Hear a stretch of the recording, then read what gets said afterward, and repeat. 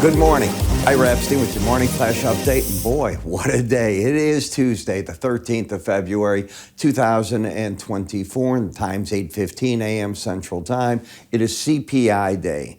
And there were huge bets placed on which way this market was going to go. Just before the report came out at 7:30, I'm reading million-dollar bets, one looking for 385 on the 10-year notes, the other for 427. Opposite ends of the spectrum, huge bets in the options market made. Well, as you can see, the guy that bet the 427, he's the winner. I hope he enjoys his Valentine's Day coming up. Very pretty trade by that person.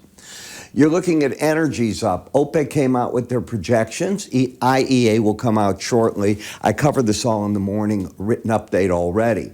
Look at the stock market. We have a lot of red in the stock market today and getting knocked apart in some of the metal markets. Same in the dollar up. Look what it's doing to the currency market. So why did this all take place? Well, let's go and take a look. Ready? First, the Senate worked all through the night, and early morning, they passed a $95 billion aid package for monies for Ukraine, Israel, and Taiwan. It does not include border money. It now goes to the House where they say it is dead upon arrival. In fact, I'm already hearing that if Speaker Johnson picks it up and takes it to the floor, it's his job. That the hardcores are waiting for him to do that. That won't pass, so we'll see what happens there.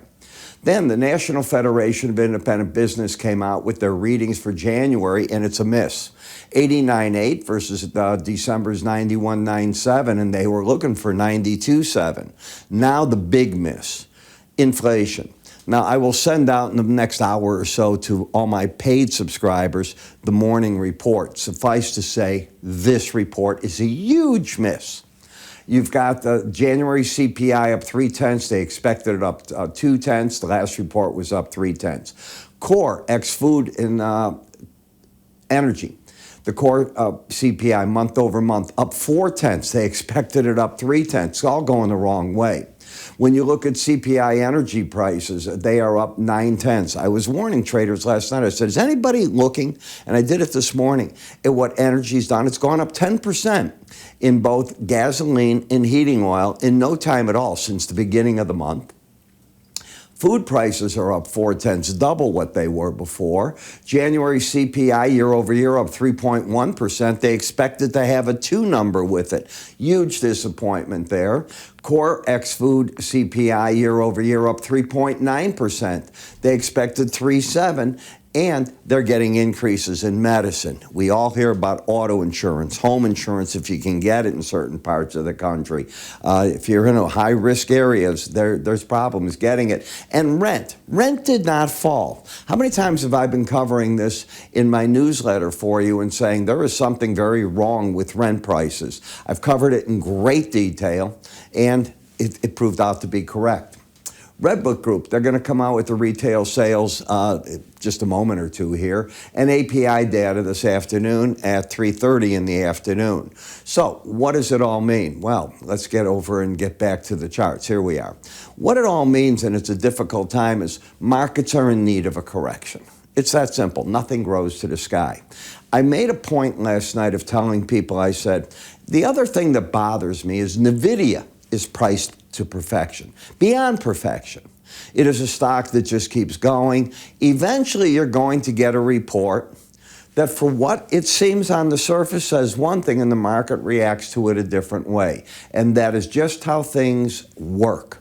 The 21st is the report. I thought today's CPI number was the first of a two-step dance, and it is proving in the early hours to be a negative. Now, the day is not over. It can come back, but if you take a look at what happened on the Fed watch page, you have moved out low percentage now of a spring cut. It's June that the market is looking now for the first cut, and that puts 4 cuts into play if we get 4 cuts. So the market is now going, wow, what happened to the 5 or 6 cuts we were going to get? March is off the table. Now we're not seeing these numbers fall. And remember, so now what do you have? You have to go through all the February numbers into March. You're going to have to prove that the data weakens. And how's the Fed going to look at these numbers? The Fed will say, rightly so, January and February numbers are highly volatile. They take into account a lot of adjustments in the market, other parts of it.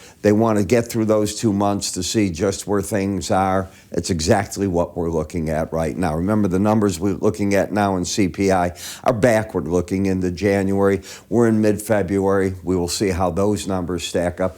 But after that, the arguments fall on deaf ears.